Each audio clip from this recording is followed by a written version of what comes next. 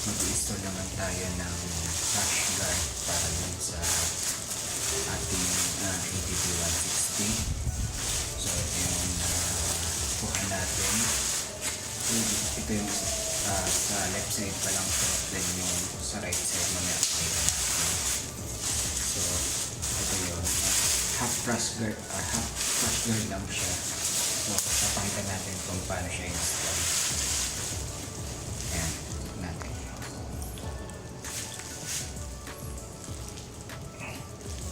So una natin gagawin is kakagawa natin itong cover natin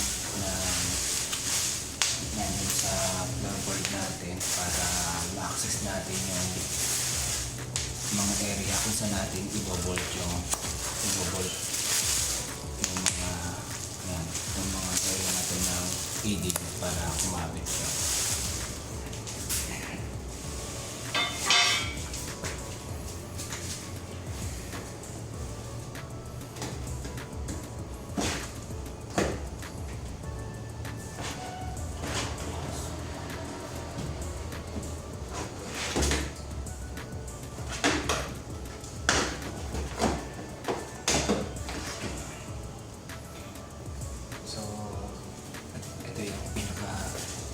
Rubber matting niya. Then, makikita nyo sa floorboard niya may mga tatlong malalaking bolt siya. So, doon natin ikakapit yung crash guard natin.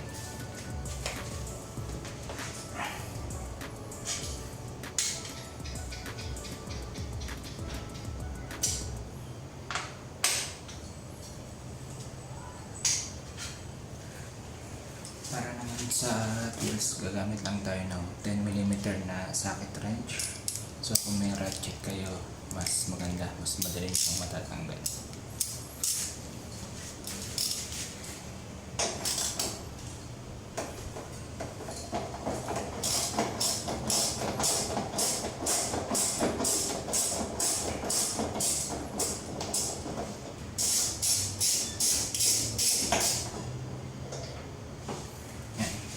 Ganito lang yung pinaka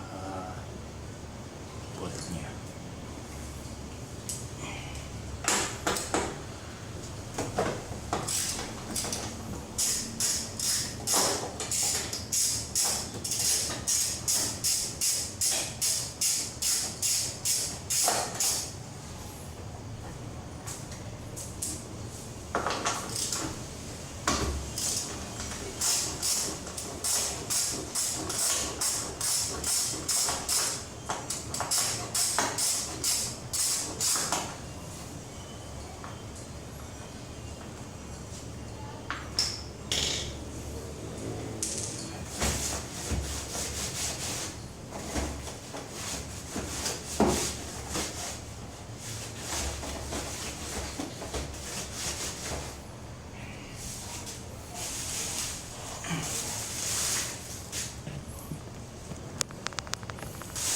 Ito yung sa left side nga ng part ng flash guard. So tanggalin mo siya sa kakabaan.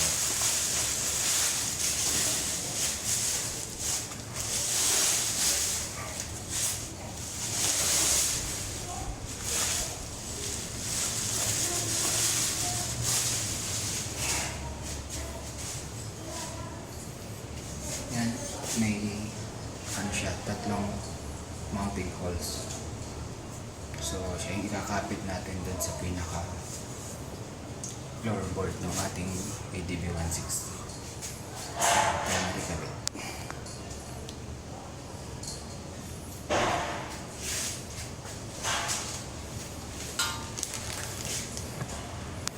So, yung existing na bolt nga pala, may siya palitan ng mas mahaba. So, may kasama naman siya dun sa nabili kong crash guard. So, mas mahaba siya dun kaysa dun sa existing.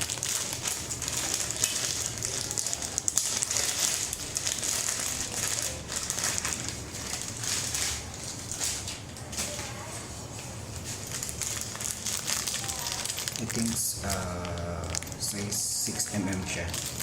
Stainless Allen bolt. Kailangan natin ng 3 sa kaliwa, then 3 sa kanan.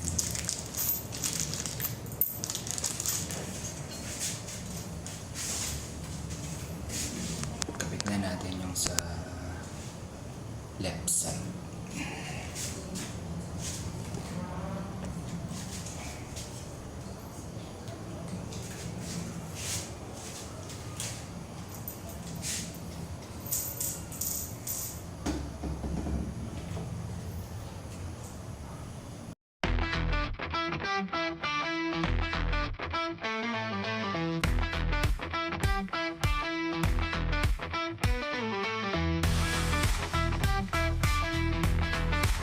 Tayo ng Allen wrench kasi Allen wrench nga pala yung kasama niya na bolt.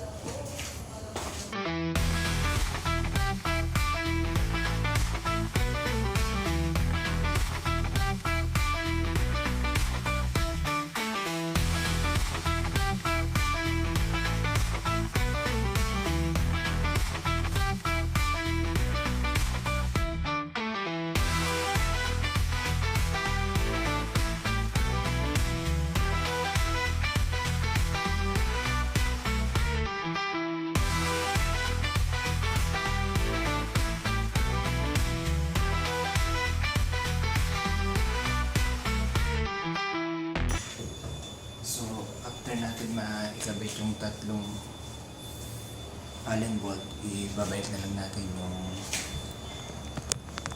original na rubber matting niya.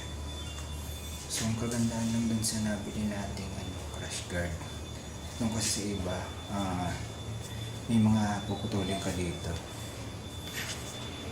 So, dun sa nabili natin, yung mga portion na need mo putulin, nilagyan nila ng pinaka-hole para hindi mo siya putulan kasi mababawasan yung kapit nito pag nagputol kayo. So, gawin natin.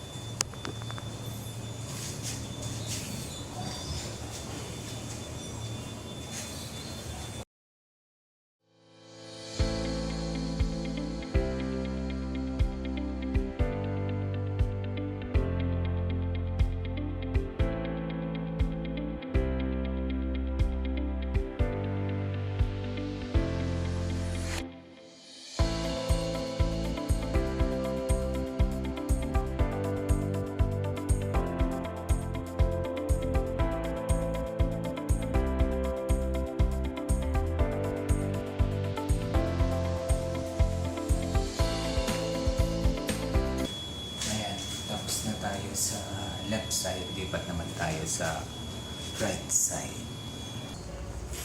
Sa right side naman, ganyan din yung gagawin natin.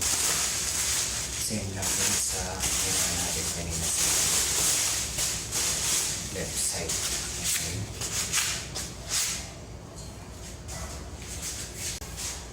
So gamit lang ulit tayo ng socket wrench. Then, need natin yung cutter saka yung 4mm na Allen wrench. Ayan, break natin.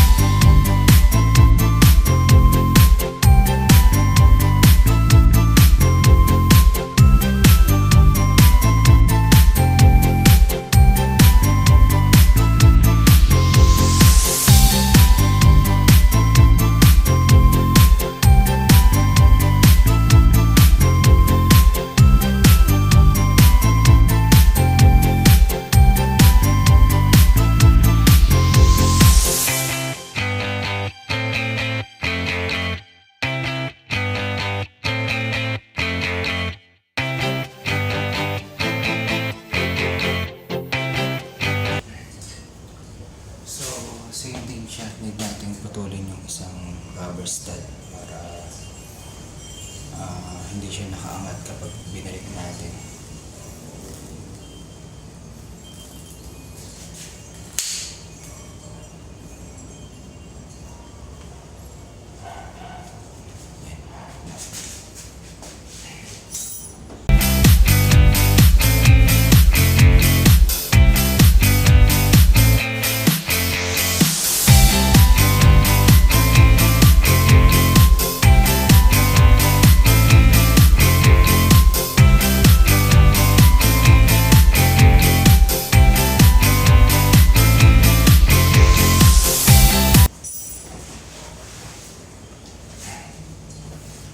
So anyways, tapos na siya.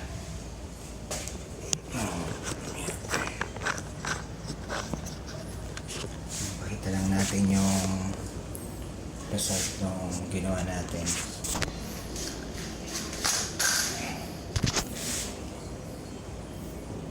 So ayun na siya ngayon.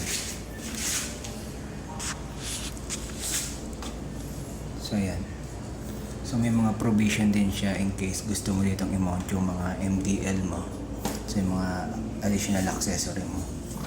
So pwede mo rin siyang kabitan ng mga slider na kinaklamp dito. Yan.